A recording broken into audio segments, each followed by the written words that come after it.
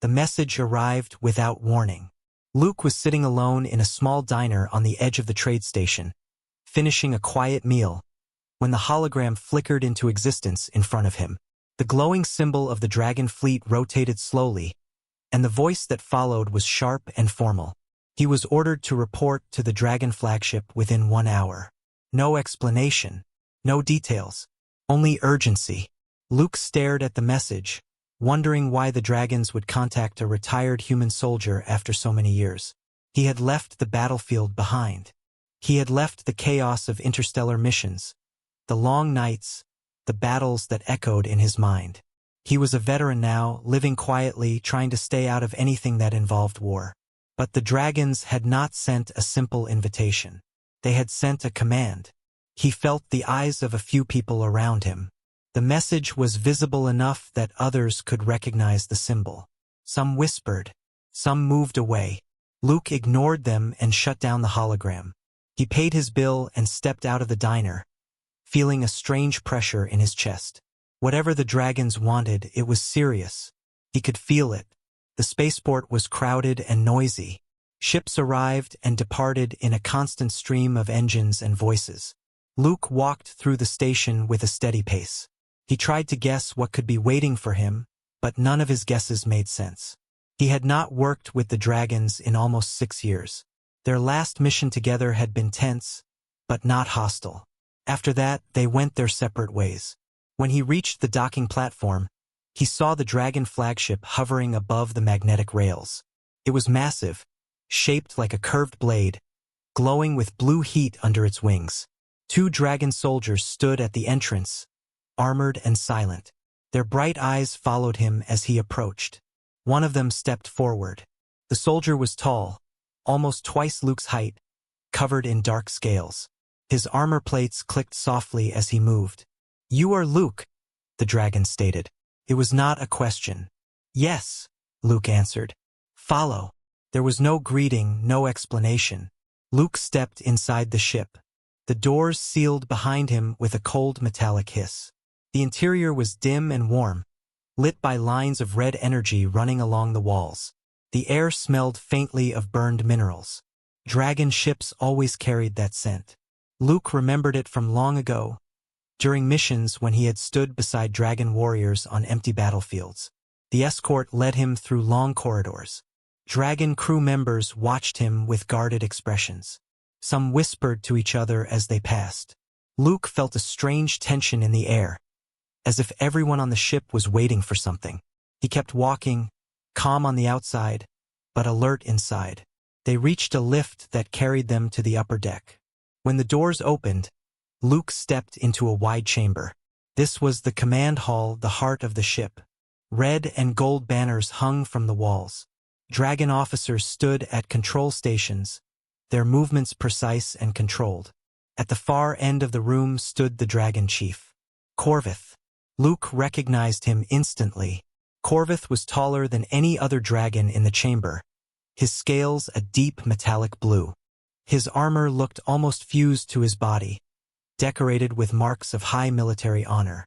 His wings, folded behind him, were heavy and scarred from old battles. Corvith turned his head slowly toward Luke. His eyes glowed like heated metal. "Human veteran," Corvith said in a deep voice. "You came. I received your message," Luke answered. "But no one has told me why I'm here." Corvith stepped closer. The room seemed to get smaller with every step he took. The dragon's presence was overwhelming, but Luke stood firm. Corvith lowered his head until his eyes were level with Luke's. "You left something on my ship." The word struck Luke like a physical blow. He blinked, confused. "I don't understand. I haven't been on this ship in years." The dragon's voice rumbled with restrained anger. "You left something. Something dangerous." Luke felt the atmosphere shift. Dragon soldiers straightened. Officers stopped working. Everyone in the chamber was watching him, waiting. A cold feeling spread across Luke's back. He took a slow breath. "What exactly do you think I left?" he asked. Corvith signaled to one of his officers. The officer pressed a control panel, and a large, sealed metal container rose from the floor. The container hummed faintly with a low, irregular energy pulse. Corvith spoke again, his voice dark and controlled. This was found in a hidden section of my ship. You will explain why it carries your human signature. Luke stared at the container, stunned. He had no idea what it was, but the dragons believed he did. And the look in Corvith's eyes made it clear. Whatever was inside that container could start more than just an argument. Could start a war. Luke stood frozen as the humming metal container settled into place before him. Its surface was dark, covered in strange patterns that shifted under the dim red lights of the command hall. He felt every pair of dragon eyes locked on him. The silence in the room felt heavy enough to crush stone. Corvith stepped closer, his large shadow stretching across the floor. The dragon chief's voice was low but sharp, the sound carrying a warning beneath the words. You will tell me why this device was found on my ship, Corvith said, and why it bears a human signature. Your signature. Luke's jaw tightened. He didn't like being accused of something he didn't understand, especially not by someone as dangerous as Corvith. But he forced himself to stay calm. I've never seen this thing before, Luke said. I don't know how my signature could be on it. Several dragon officers hissed softly, a sound that meant suspicion. One officer stepped forward and held up a small scanner. A flick of her claw activated it, projecting a blue line of light across the container. The scanner beeped, and a human-style code pattern appeared in the hologram. That is your ident mark, the officer said. We confirmed it twice. Luke stared at the pattern, stunned. The ident mark was real. It was his, but he had no idea how it ended up on a device he had never touched. Corvith's wings shifted slightly, a sign of growing impatience. You deny placing it there? Yes, Luke said, steady. I deny it. Corvith's eyes narrowed. The tension in the room thickened like fog. Luke felt his heartbeat slow, not from fear but from old training. Years of military missions had taught him to stay controlled under pressure, even when surrounded by enemies. A younger dragon stepped forward then. Her scales were a softer shade of silver, and her movements were more careful than the others. Luke recognized her vaguely. She had been present during one of their old joint missions. Chief Corvith, she said quietly. The energy patterns around the device suggest it was placed recently, not years ago. Corvith turned his head slightly. Explain, Sira. Sira moved to the container and traced a claw near its surface, not touching it. The energy discharge on the outer casing is fresh, likely within the last 3 cycles. If the human left it during the last mission, the signature would have faded long ago. A murmur spread among the officers. Corvith looked back at Luke, and the anger in his eyes seemed to shift. It did not disappear, but it changed into a more thoughtful expression. Luke exhaled slowly. Someone planted it, he said, and they used my ident code to make you think it was me. Corvith considered his words but gave no answer. Instead, he motioned for the container to be opened. Sira activated the seals. Metal plates pulled back with a deep mechanical groan. Inside the container was a device the size of a human helmet. It pulsed with a faint white glow and emitted a soft clicking sound, almost like a heartbeat. Its surface was smooth, oddly organic in shape, with lines of energy crawling across it like tiny rivers of light. The moment Luke saw it, a cold familiarity struck him. Not because he recognized the device, but because he recognized the feeling it gave him. A feeling of danger. A feeling that something inside it was alive. Corvith spoke again, quieter now. This relic is ancient. It comes from a species long gone. But its power is not dead. Whoever brought it aboard intended to use it. Luke leaned slightly closer, studying the object. Why would someone try to frame you? Or me? Before Corvith could answer, the device gave a sudden pulse of blinding light. The dragons in the hall reacted instantly. Several drew their weapons. Alarms flashed across the walls. Sira barked. Energy spike. It's activating. Corvith roared. Seal the chamber. Massive metal plates slammed shut over the entrances. Luke stepped back, shielding his eyes as the relic vibrated violently. Sparks shot off its surface, scattering across the floor like fireflies. Then, just as quickly as it started, the device went still. The light faded. The humming returned to its earlier soft rhythm. The hall was quiet again, but everyone looked shaken, even the dragons. Corvus breathed out slowly, then turned to Luke. This was not left by accident. Someone wanted us to find it. Someone wanted this moment to happen. Luke nodded. And they wanted you to think I was behind it. Corvus tilted his head slightly, staring deep into Luke's eyes. Human, if you are telling the truth, then we face a threat that seeks to turn our species against each other. Luke felt the weight of those words. He remembered old missions, old enemies. He remembered the shadows of factions that worked from hidden corners of the galaxy. Someone, somewhere, had started something, and both he and Corvus had just stepped into the center of it. Syrah's voice broke the silence. Chief, the relic signal is being tracked. Someone is monitoring it. Corvus straightened. Prepare the coordinates. Then he looked at Luke. You will come with us. It was not a request. Luke nodded once. Then let's find out who's trying to start a war. The relic sat in the center of the sealed chamber, glowing faintly like a sleeping creature. The dragons kept a wide circle around it, their claws ready, their eyes sharp.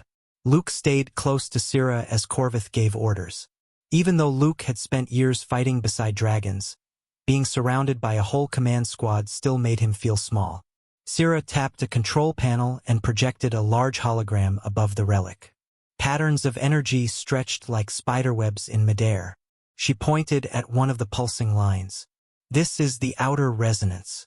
It should be stable if it had been untouched for years. But look, see the breaks? Someone handled it recently. Luke leaned closer. That supports your theory. Someone placed it here not long ago. Corvus crossed his arms, his wings tightening behind him. But not just placed, activated. The relic responded to your presence. Human. Luke frowned. That doesn't make sense. I never used or even touched something like this. Syrah moved the hologram to a new angle. Look here. This signature pattern is human-made, but not naturally formed. It was crafted. Someone copied your ident mark and fused it to the relic's first layer of energy. Luke felt a sinking feeling in his chest. That means someone wanted this to look like I had a part in it. Someone who knew my ident code. Corvus's voice was cold. You're military? Luke shook his head. The code is old. I haven't used it since my last mission with your fleet. Only a few people could have accessed it. Syrah glanced at him. Your last mission. The derelict outpost. Luke nodded slowly. The memories came back with a strange heaviness. The dark corridors, the broken machines, the strange signals, and the moment he got separated from his squad. He had slipped through a metal hatch and found himself alone. Only later did he learn that scavengers had been seen in the area, unknown, fast, and not human. I lost my pack that day, Luke said quietly. Someone could have taken the ident chip inside it. Syrah's eyes widened. If scavengers found it, they could have sold it. Or someone could have used it for something worse. Corvus growled softly. A relic like this is not a toy. It disrupts quantum routes. If someone uses it in the wrong place, entire trade systems can collapse. 1,000 ships could be lost. Luke straightened. So whoever planted this didn't just want you to suspect me. They wanted chaos. They wanted conflict. Corvus nodded once. We have seen tactics like this before. Luke looked up. From who? Syrah dimmed the hologram and activated another one. A symbol appeared in the air, simple, geometric, and cold. It was shaped like a broken circle. The rogue AI faction known as the Fractured Core, she said. Luke's shoulders tensed. He remembered that name from old reports. They were not a single machine or mind, but a scattered network of corrupted artificial systems. They had no home, no laws. They worked in shadows, manipulating species to push wars and spread fear. They steal identities, Syrah said.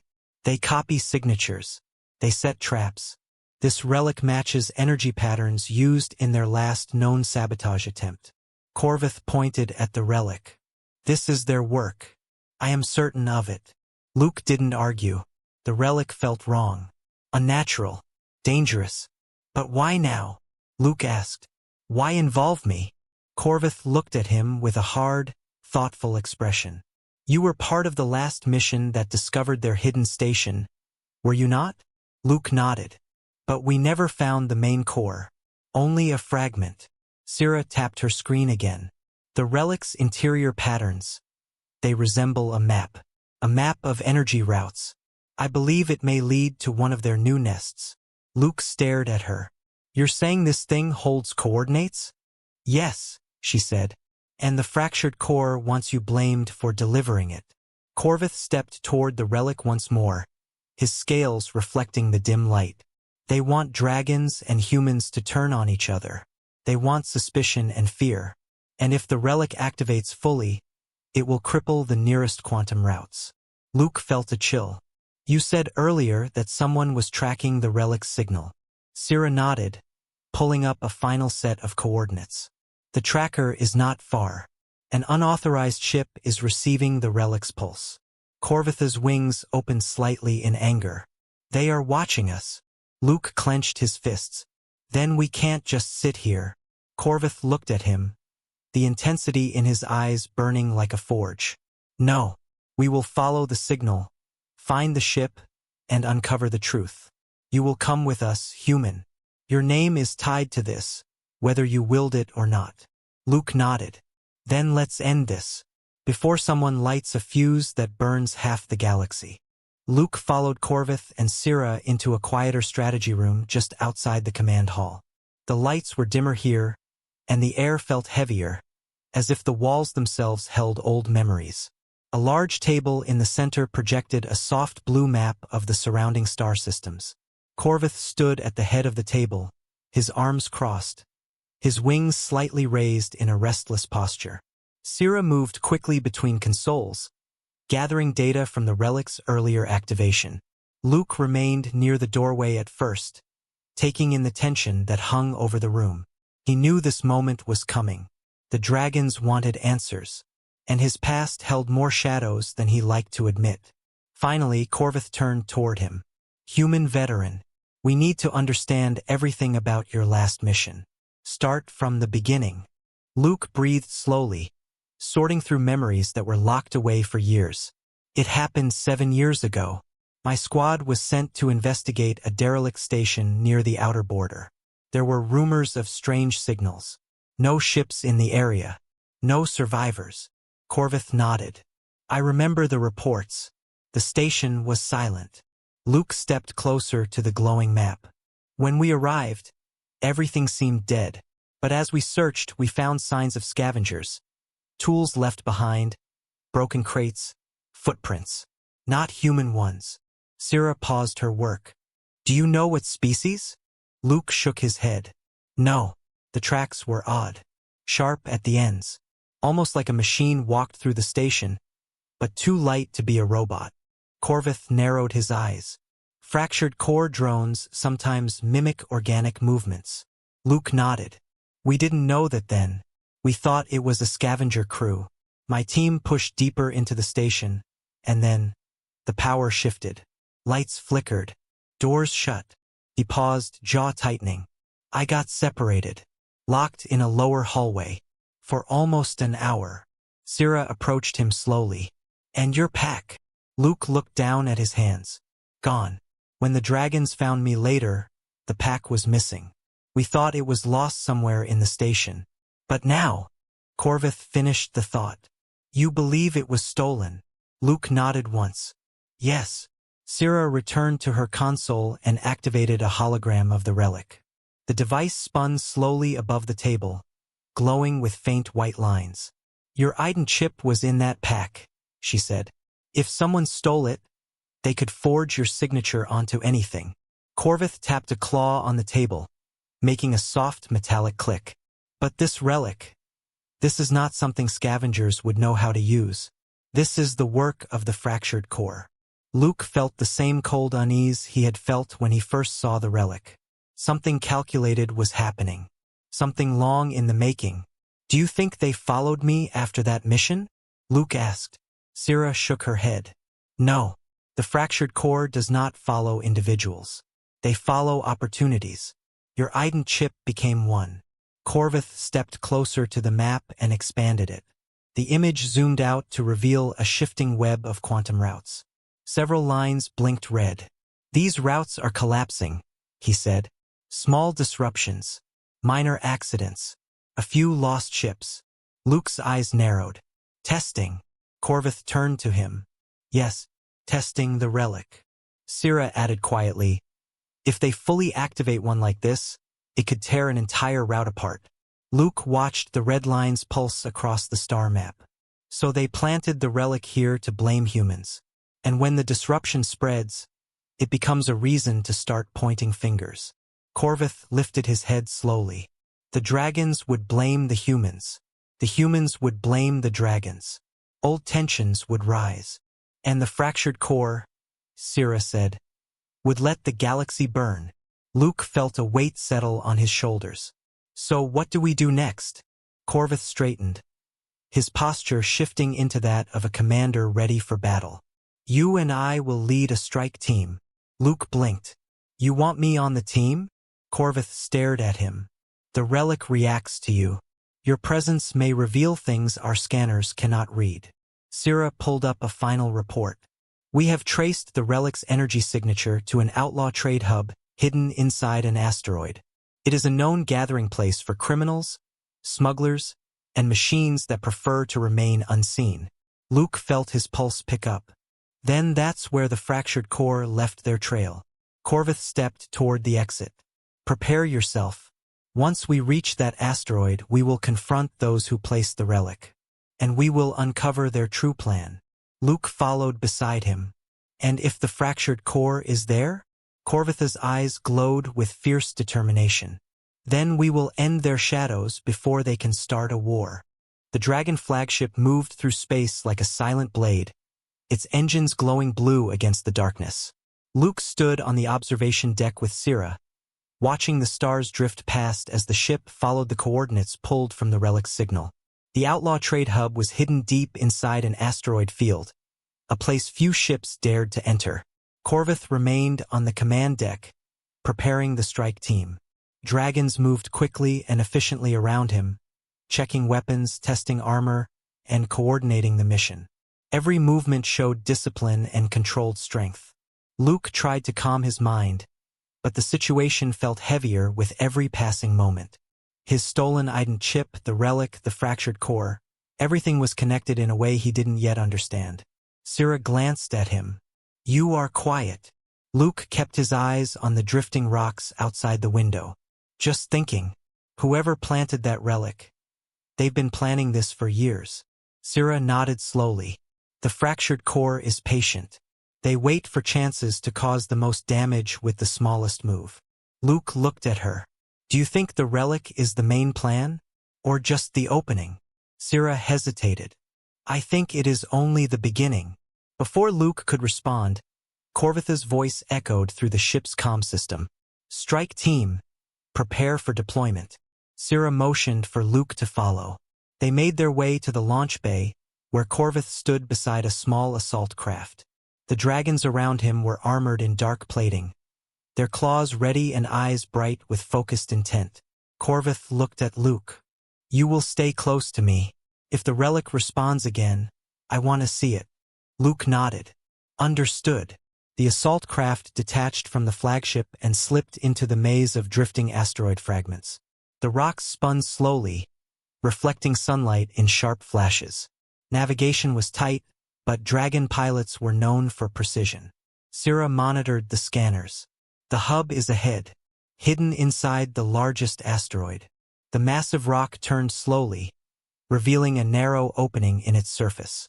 Dim lights flickered inside the tunnel. The craft entered carefully, engines whispering. Inside, the asteroid had been hollowed out into a sprawling, lawless market. Ships of all shapes and sizes floated near the docking platforms. Creatures of many species moved between metal walkways. Strange machines hummed in dark corners.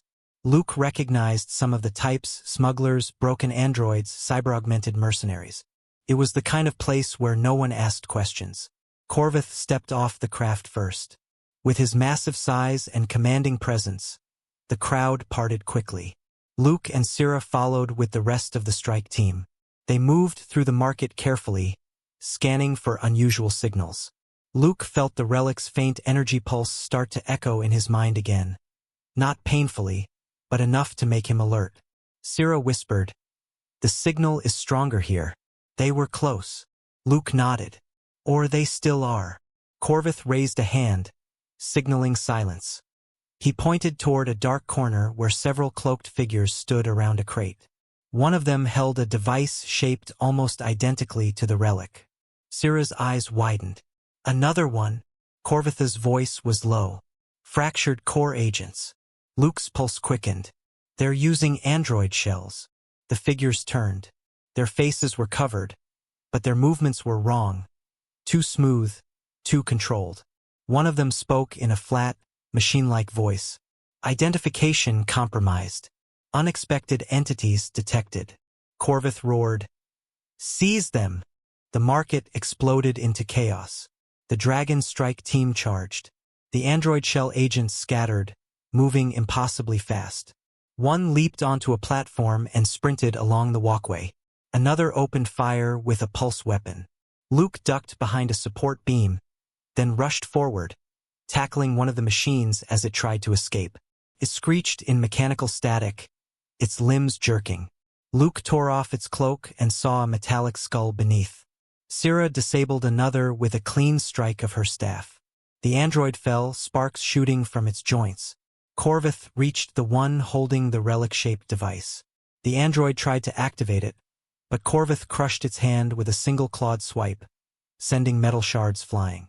The android spoke again, its voice fractured. "Route disruption. Phase 1 complete." Corvith growled, "You will answer our questions." The android stared blankly. "Impossible. Direct connection. Already transmitting." Luke stepped forward. "Transmitting to where?" Before the android could respond, its entire body stiffened. A loud surge of static filled the air. Sira gasped. "Self-destruct." The android collapsed into dust-like fragments. Corvith crushed the fallen pieces under his foot. "Cowards." Luke picked up the damaged relic device. "This proves it. They've been planting these things across the region." Sira scanned the device. "This one is linked to the original. They're working together." Corvith spoke with deep certainty. "We now know their trail, and we know they fear us discovering the truth." Luke exhaled. "So where does this trail lead next?" Sira looked at her scanner. A new set of coordinates flashed. She swallowed. A hidden base outside all registered charts. The signature matches their energy pattern exactly. Luke looked at Corvith. "Then that's where we're going." Corvith nodded once, his eyes fierce. "We hunt the fractured core to their nest. And we end this before they unleash something far worse." The ship moved through the quiet darkness of space, but there was nothing calm in the hearts of the crew. After the discovery of the strange metal band and the truth that someone had planted it on the dragon ship, tension grew heavier around Aaron and the others. The mystery was no longer simple, and it no longer felt like an accident. Aaron stood near the observation window, looking at the dim stars. He kept replaying the last few hours in his mind. Nothing made sense. Someone had followed him. Someone had waited for the right moment. Someone wanted the dragons and the humans to turn against each other. Sorin entered the room quietly. Even in human form, the dragon chief's presence filled the space with a firm strength. He stopped beside Aaron without saying a word. For a moment, they both stared out at the stars. Sorin finally spoke. The device was not only a tracker. It had another purpose. It was meant to interfere with our navigation systems. Aaron turned toward him. "So someone wanted your ship to break down. Or crash." Sorin nodded slowly. "Or someone wanted us to believe it was done by a human." Aaron frowned. "This is getting worse." Sorin looked at him with serious eyes. "And the threat is still out there. We do not know who planted it. We do not know if they are human or dragon or something else. But they are watching us." Aaron felt a chill in his chest. We need to act before they do. Sorin stepped closer, lowering his voice. We found traces outside the hangar. Footprints. Very light, almost careful. Like someone trying not to be noticed. Aaron crossed his arms. So we know at least one thing. They were here. On the ship. Close enough to plant the device. Yes, Sorin said. And they may still be nearby. At that moment, the door opened and Lily rushed in. Her face showed worry. We have an alert. The sensors picked up a small craft following us. It's keeping distance, but it's not leaving. Aaron looked from her to Sorin. Is it the same one that followed me earlier? We cannot know yet, Lily said. But it's moving like someone who doesn't want to be seen. Sorin straightened. Prepare the crew. No one works alone. No one moves without alerting the others. And keep tracking that craft. Lily nodded and hurried out. Aaron watched her leave. This is turning into a hunt. Sorin looked at him. Yes, but we are not the prey. Later, in the control room, the lights were dim and the monitors glowed softly. Lily sat at the main screen, zooming in on the small shadow of a ship trailing behind them. They're matching our speed, she said. Not fast enough to attack, but not far enough to ignore. Aaron leaned over her shoulder. Can you scan for a signature? Lily shook her head. It's shielded. Very clean. Whoever is flying that thing knows what they're doing. Sorin joined them, looking at the monitor with a sharp gaze. This is no random spy. This is planned. Organized. Aaron exhaled. They knew where I was last night. They knew where your ship was. They knew how to get aboard. This is someone with resources. Sorin nodded. And that means more danger ahead. The ship suddenly shook with a small vibration. Lily turned sharply. Something just scanned us. Aaron's eyes widened. They scanned us. Yes, Lily said. But it wasn't from the small craft. It came from somewhere farther. Sorin stepped back. Then we are not being followed by one ship. There are more. Aaron felt a weight settle in his stomach. They're gathering. Sorin met his eyes. The threat is rising, and we are running out of time. The ship grew quieter as the hours passed, but the tension did not fade. Every crew member, human and dragon, felt the pressure of the unknown enemy gathering around them. The truth was close now. Too close. Aaron walked into the strategy chamber where Sorin and Lily were already waiting. The room was dim, with a wide table in the center displaying floating images of ships, routes, and signals. Sorin stood tall, his arms crossed, deep in thought. Lily looked up as Aaron entered. We managed to decode part of the signal that scanned us earlier. Aaron stepped closer. What did you find? Lily tapped the screen, and a series of broken lines appeared. This pattern isn't human, and it's not dragon either. It belongs to a faction that stays hidden. A group that operates in the dark. No leader, no emblem, no official name. They're known by one thing only: silence. Aaron frowned. I've heard rumors. People call them the Silent Ring. Sorin nodded. They interfere with alliances. They create distrust. They push empires into conflict without ever being seen. Aaron rubbed the back of his neck. So they planted the device on your ship. And now they want us to blame each other. Yes, Sorin said. And if we fall for it, the damage will spread across every system we touch. Lily pulled up another screen, showing faint dots moving across the dark. We tracked the small craft that was following us. It's not alone. There are at least 3 others hidden in nearby shadows. They're waiting for something. Waiting for us to fall apart, Aaron said quietly. Sorin looked at him. We must not give them what they want.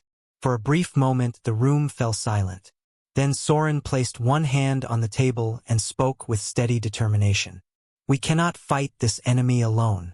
We must work together. Dragons and humans side by side. This threat wants us divided. Our unity will be their failure. Aaron met his eyes, seeing the truth in them. Then let's make sure we stay united. Lily nodded. I also found something else. The metal band we recovered, it has a hidden layer inside the code. It contains coordinates. Aaron stepped closer. Coordinates to what? Lily enlarged the image. A cluster of abandoned stations near the edge of the silent border. That region is full of old wreckage and forgotten outposts. It's the perfect place for a hidden base. Sorin lowered his voice. This may lead us to the Silent Ring's core. Aaron felt a surge of energy move through him. If we strike first, they lose the advantage. And we show them we are not easy to manipulate, Sorin added. Lily zoomed out to show the wider map. But it will not be simple. They will expect someone to follow the trail. Sorin straightened. That is why we go together. Humans and dragons. A joint task force. No secrets. No mistrust. Aaron nodded firmly. I'll stand with you. Sorin's eyes softened slightly, a rare expression for a dragon chief. Your people have always fought with courage, Aaron. I misjudged you when you first came aboard my ship. And for that, I give you my apology. Aaron blinked, surprised. Dragons rarely apologized, especially chiefs. You don't owe me anything. We were all being played. Even so, Sorin said, this moment matters. Trust must be rebuilt, not assumed. Lily smiled faintly. Then let's rebuild it together. Alarms suddenly flashed across the table. The screens shifted to show several incoming signatures. They're moving, Lily said, her voice tense. The Silent Ring ships are closing in. Sorin's expression hardened. Then this alliance begins now. Aaron felt his heartbeat quicken. Not with fear, this time with purpose. They stood side by side as the ship prepared for the coming conflict, knowing the future of both species might depend on what they did next. The ship drifted through the quiet sector near the edge of the silent border. The stars here seemed dimmer, as if the darkness around them had grown thicker.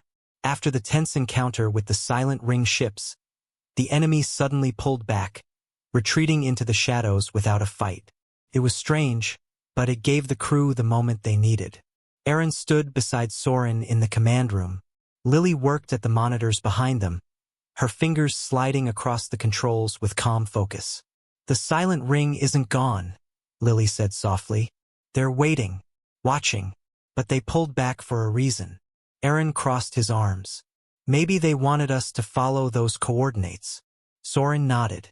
And we will, but cautiously. They had spent hours studying the code hidden inside the metal band. It contained more than just coordinates. There were traces of old communication patterns, hints of a past network, and encrypted fragments of something larger. The relic is more dangerous than we thought, Lily said. It has a map of old routes used during the early days of the frontier wars. If the Silent Ring got their hands on this, they could open paths into restricted systems. Aaron let out a slow breath. They could start a war without firing a single shot. Sorin placed a hand on the table. That is why we cannot allow this relic to remain in open space. It must be secured. Where? Aaron asked. Sorin turned to him. The Coalition Vault. It is the safest place in the galaxy. No faction can access it without a full council vote. Lily nodded. And we have clearance to deliver it there. Aaron looked at the small container resting inside a protective field. It seemed so simple, so quiet, yet it had nearly torn two species apart. Strange, he said softly. Something so small caused so much trouble. Sorin glanced at him. Objects do not cause trouble, Aaron. Fear does. Mistrust does. That is what the Silent Ring uses. Aaron nodded slowly. And that's what we stop. Hours later, the ship reached the Coalition Vault Station. It was built inside a massive hollowed asteroid, surrounded by layers of shields and guarded by ships from every allied species. The docking was smooth. Sorin carried the container himself, with Aaron and Lily walking beside him. Inside the vault chamber, high-ranking officials scanned the relic and confirmed its placement into a secure energy sphere. Once sealed, the chamber glowed softly. It's safe now, Lily whispered. Aaron felt a weight lift from his chest. For the first time in days, he could breathe freely. As they walked back toward the docking port, Sorin slowed his steps and turned to Aaron. There is one more matter, Sorin said. Aaron raised an eyebrow. What's that? Sorin's deep voice softened, just slightly. When I told you that you left something on my ship, I was wrong about what it was. Aaron gave a small confused laugh. We know now it wasn't mine. Sorin shook his head. I was not talking about the relic. What you left was something else. Aaron frowned. What did I leave? Sorin looked him directly in the eyes. Trust. Aaron blinked, surprised. Sorin continued.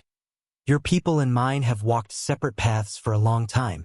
Fear was placed between us. But when you stepped onto my ship, you brought honesty, courage, and a reminder that alliances are built by those willing to take risks. Aaron swallowed slowly. I didn't do anything special. You came when called, Sorin said. You stayed when threatened, and you fought beside us. That is more than many would have done. Lily stepped beside them, smiling. The council wants to offer you a position, Aaron. Liaison for Human-Dragon Cooperation. Aaron raised his eyebrows. Me? Yes, Sorin said. The galaxy is changing. We need someone who sees past old wounds. Someone who knows what unity looks like. Aaron let the words settle in his mind. The idea felt heavy, but right. I'll do it, he finally said. If it means keeping peace, I'll do it. Sorin nodded with approval. Good. Then this is only the beginning. As they boarded the ship again, Aaron looked out at the stars. The silent ring was still out there, hiding in the dark. But now he wasn't alone. Human and dragon stood together. The galaxy had changed, and Aaron was ready for whatever came next.